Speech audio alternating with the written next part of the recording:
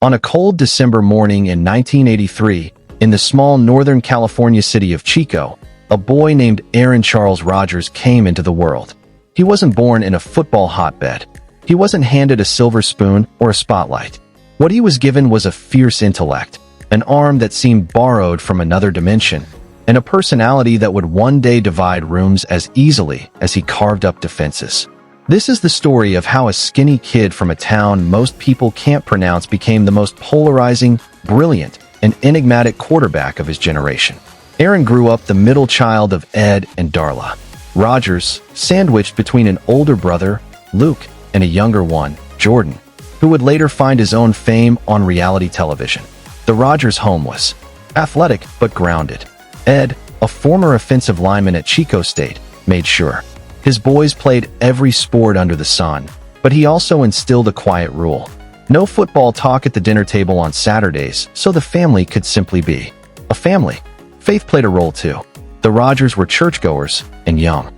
Aaron carried a Bible to school, not because he was forced, but because it was part of who he was at the time.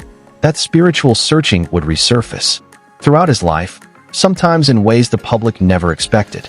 By the time he reached Pleasant Valley High School in Chico, Aaron was already a wiry phenom. He threw for over 4,400 yards in 2 seasons as a starter and led his team to a 19-3 record. Yet the recruiting letters never flooded the mailbox. At 5 feet 10 inches and barely 165 pounds, he looked more like a student manager than a future NFL Hall of Famer. Oregon showed mild interest. So did Illinois. Walk-on offers trickled in. The big programs, USC, Texas, Florida State, never called. The slight stung, and it planted the first seed of the chip that would one day sit squarely on his shoulder. Instead of waiting for validation that never came, Aaron enrolled at Butte College, a junior college an hour north of Sacramento. There, under coach Craig Rigsby, he finally looked the part. He grew 4 inches, added muscle, and torched defenses for 26 touchdowns in 10 games. Highlight tapes started circulating.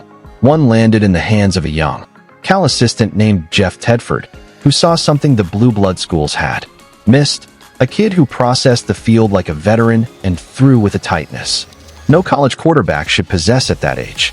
In 2003, Aaron walked onto the Berkeley campus as a skinny junior college transfer. 2 years later, he left as one of the greatest quarterbacks in Pac-10 history. He threw for 5,469 yards in 2 seasons, set school records, and carried Cal to within one miracle lateral of a Rose Bowl berth against Texas in the 2004 Holiday Bowl. The Bush-Push game against USC in 2005 remains one of the most electric college football atmospheres ever recorded. Aaron Rodgers, wearing number 8, looked like the best player on the planet that night. And yet, when the 2005 NFL Draft arrived, the planet seemed to disagree. He sat in the green room in New York as pick after pick went by. 1 became 5, 5 became 10, 10 became 20. Cameras caught every uncomfortable second. Alex Smith went first overall to San Francisco. Aaron, projected as a top 10 lock, kept sliding. By the time the Green Bay Packers selected him at number 24, nearly 6 hours had passed. He smiled for the cameras, but inside something hardened. The slight from high school had been painful. This was humiliating. He later admitted he still keeps the list of the 23 teams that passed on him taped inside his locker. Green Bay, of course, already had a quarterback, a rather famous one named Brett Favre. For 3 years, Aaron sat, learned, and quietly seethed. Favre was the gunslinger, the Iron Man, the living legend. Rodgers was the kid with the clipboard and the California cool. The relationship was cordial, but never close. When Favre retired, and then unretired, then retired again, the Packers chose the young guy. The decision fractured part of the fan base. Some booed Aaron on opening day 2008. He heard everyone. What followed was a decade of sustained excellence that may never be matched. From 2008 to 2020, Rodgers put together a run that combined surgical precision with backyard improvisation. He won an MVP in 2011 while throwing 45 touchdowns and only 6 interceptions, a touchdown to interception ratio that still feels like a glitch in the Matrix. He won another in 2014, then again in 2020 at age 37, and a fourth in 2021. For MVPs in 11 seasons. Only Peyton Manning has more. The numbers are video game absurd. 475 career touchdown passes, the highest touchdown to interception ratio in history, the highest career passer rating in history, a 61.2% completion percentage that somehow undersells how accurate he actually is. He threw Hail Marys like jump shots, 6 game-winning ones, the most ever. He turned third and forever into first and goal with a flick of the wrist. He made the hard throw look easy and the impossible throw look routine. But the story was never just about statistics. It was about the way he played the position like a jazz soloist, holding the ball forever, dancing away from pressure, then snapping a 25-yard laser between two closing defenders as he got flattened. It was about the frozen tundra nights, when he'd stand in the pocket with snow swirling and deliver a strike 60 yards downfield like he was tossing a paper airplane. It was about the quiet intensity in his eyes, the way he'd stare down a blitzing linebacker as if daring him to bring it.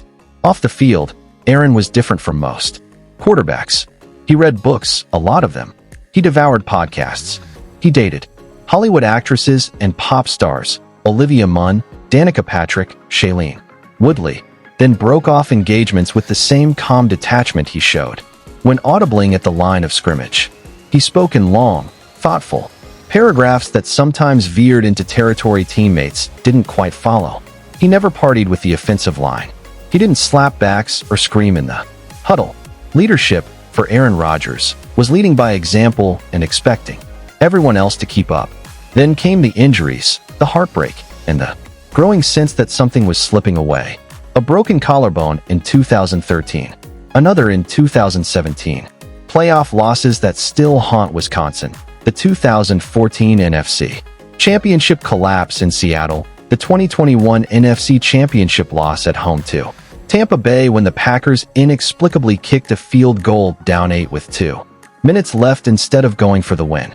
Each near miss added another layer to the narrative that Rodgers was the best quarterback to never win the big one. After Favre left in 2022, everything changed.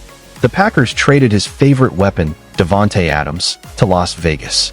Aaron, now 38, embarked on back-to-back darkness retreats in Oregon, 4 days alone in complete blackness, searching for clarity. He emerged with ayahuasca stories and a new contract, but the old magic flickered.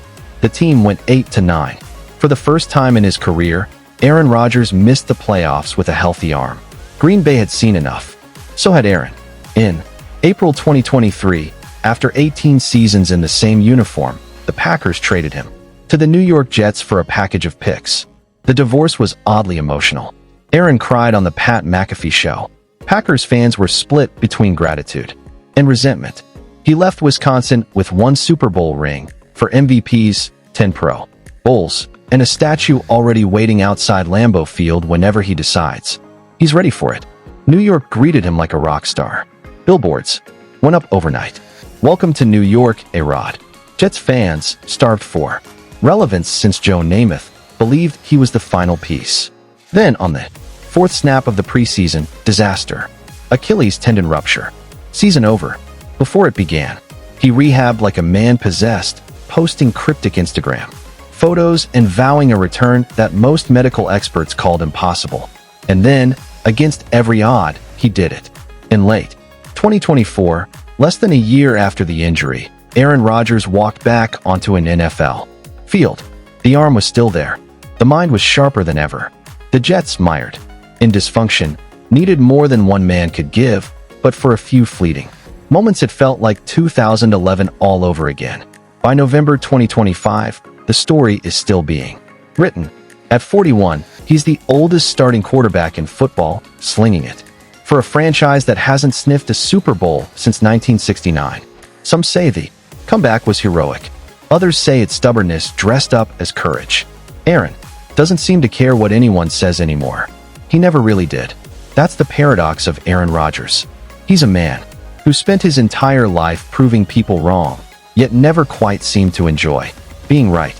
He wanted respect, but bristled when it came with expectations. He chased greatness and found it, then spent years searching for something beyond. Touchdowns and trophies, UFO documentaries, psychedelic journeys, late night. Talks about consciousness and ego. He's the quarterback who could thread a needle at 50 yards while getting his ribs cracked, and also the guy who once spent an off-season wondering aloud if the earth might be flat, just to see how people would react. Love him or hate him, and many do both. Aaron Rodgers forced us to rethink what a quarterback could be. Not just a field general, but a contrarian, a seeker, a walking contradiction who played the most team-dependent position in sports with the soul of an artist who preferred to work alone. One day the passes will stop. The records will stand. The debates will rage forever. Best pure thrower ever? Most talented? Most frustrating?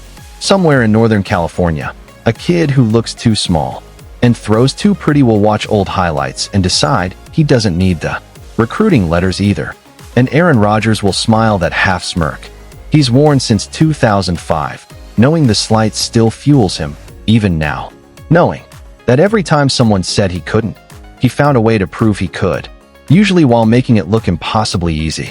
The arm, the mind, the chip, the darkness, retreats and the dawn patrols, the Super Bowl ring and the almosts, the ayahuasca and the audibles, the silence in the huddle and the noise everywhere else.